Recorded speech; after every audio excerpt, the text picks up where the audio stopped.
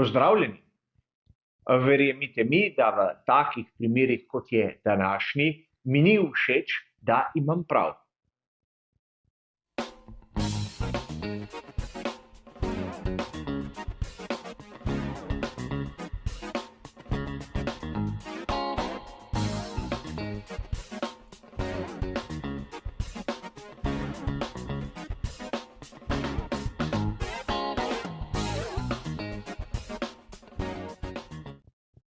Minilo je približno 48 ur od tedaj, ko sem objavil prispevek o tem, da je Formula 1 na razpotju. In dobili smo potrditev, da pravzaprav tisti, ki odločajo, hočejo Formulo 1 čim bolj oddaljiti od tako imenovanega športa in ustvariti neko zabavno vsebino. Namreč tik pred vikendom posvečenim veliki nagradi Azerbajdžana so pri Formuli 1 v soglasju z večino ekip spremenili format. Videli bomo, da je sprint postal neka ločena entiteta, namreč v progi v Bakuju bomo spremljali dvojne kvalifikacije. Najprej v petek kvalifikacije za samo veliko nagrado, torej nedeljsko dirko. V soboto zjutraj bomo gledali ponovno kvalifikacije, ampak za sprint. In torej, marsikdo izmed nas se bo lahko začel spraševati, zakaj je sprint sploh potreben. Samo zato, da imamo nekaj, kar naj bi bilo zabavno ali ima nek globok smisel.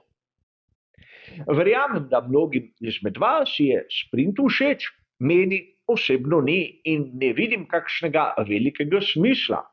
In nisem edini, naprimer Max Verstappen je tudi eden, ki v sprintih ne vidi nekaj tako inovativnega in nujno potrebnega.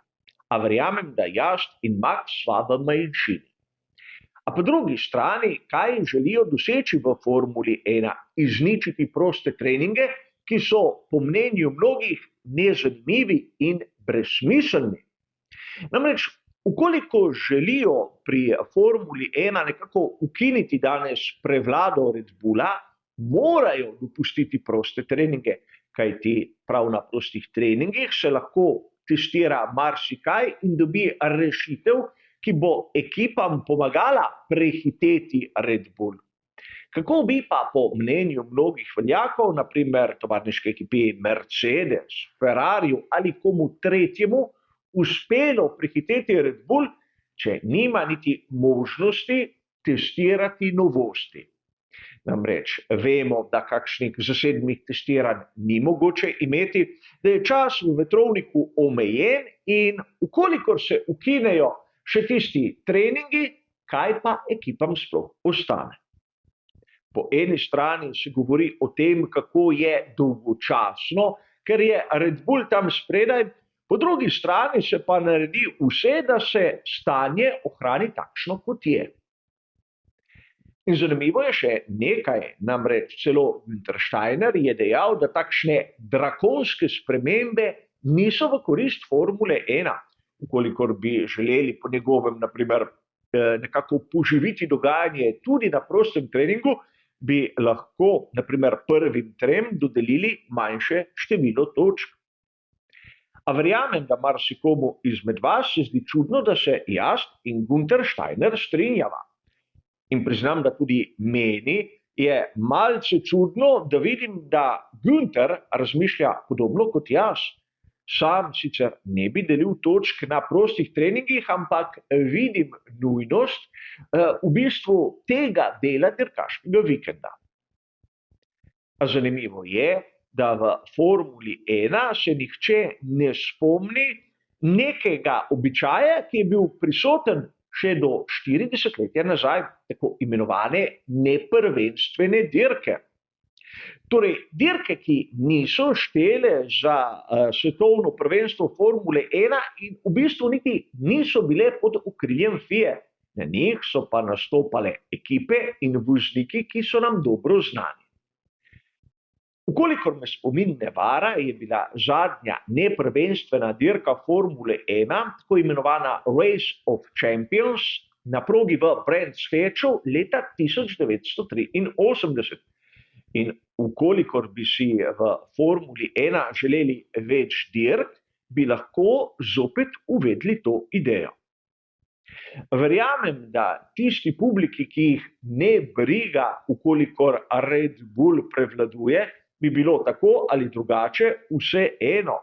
In po mojem mnenju, tak ločen dirkaški vikend bi imel več smisla, kot ta ločeni sprint znotraj že tako natrpanega vikenda, posvečenega veliki nagradi. A verjamem, da sam razmišljam zelo zastarelo in nazadnjaško. Sprint je nekaj, kar doprinese dodano vrednost v Formulo 1, čeprav priznam, da sam jo težko vidim. A po drugi strani tudi razumem, da nekateri veljaki v Formuli 1 skušajo rešiti to delo, ki v preteklosti se ni izkazala kot ne vem kako uspešna. A po drugi strani se moramo zavedati nekaj, da običajno so najbolj enostavne rešitve tudi one najboljše. Namreč pogledati, kaj se dogaja na primer v Formuli 2, bi bilo, kot sem že enkrat dejal, preveč kompleksno.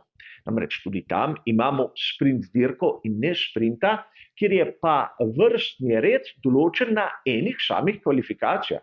Imajo kvalifikacije, ki določajo vrstni red za glavno dirko, na sprint dirki pa le prvih 10 obrne štartna vesta, torej najhitrejši začne kot 10. in oni 10. ima najboljši štartni položaj. Tako nekako premešajo vrstni red na samem štartu in dosežejo kar lepo bojevitost in število prehitevanj. A verjamem, kopirati nižjo formulo bi bilo morda nekaterim pod čas. A bistveno je sedaj se vprašati, kaj želijo doseči pri Formuli 1. Nekako narediti ta šport sterilen, kjer v bistvu kakšnih večjih sprememb ne bo, ali pa nekako doseči večjo popularnost na ta način, da nihče ne bo nič razumel. Namreč težko bo razložiti nekomu, ki ni vešč Formule 1, zakaj imamo dvojne kvalifikacije in sploh zakaj imamo sprint in glavno dirko. Ampak verjamem, da onih, ki ne briga, da je Red Bull vodilni, tudi ta novica ne bo pokvarila dneva. A zopet je prišel na dan tisti moj osebni sarkazem, ki se pa kdaj posebej ob takih novicah prikaže. A vidimo lahko, da Formula 1 želi privabiti čim večje število navdušencev, s tem pa pozabi na svoje bistvo, namreč na to, da je šport. In tu se lahko mi, lahko malce tudi bolj starejši, začnemo spraševati, kaj pa lahko storimo, da bi Formulo 1 ohranili takšno, kot je. Najprej to, da smo kritični, in drugič tudi to, da lahko kritiziramo. Sam, kot običajno, bom vložil ves svoj napor, da bo moj glas slišen preko mailov in drugačnih izjav. Kaj boste storili pa vi, boste razmislili sami. A danes o tem, kaj se dogaja v Formuli 1, bo zaenkrat to vse. Hvala za vašo pozornost in nasvidenje.